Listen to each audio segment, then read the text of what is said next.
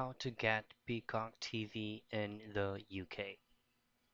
So if you're currently in the UK, what you want to do is check out first or head out their official site, pull up your preferred web browser, and head directly to peacocktv.com. So as you can see, if you're currently outside US, then you will have this specific link right here that says unavailable.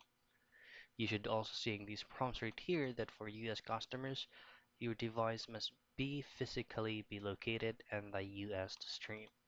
And then for other international audiences, as you can see, Peacock is not yet available in your territory.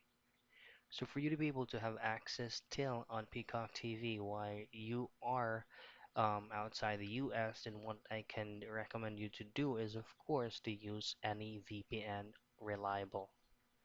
So you can also try to surf out through your browser. Just head directly to the new tab and just simply type in VPN, and it's going to be on your end which VPN that you will be downloading.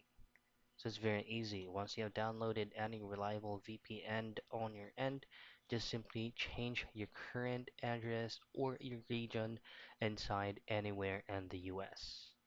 And that's it. That's how you get Peacock TV in UK.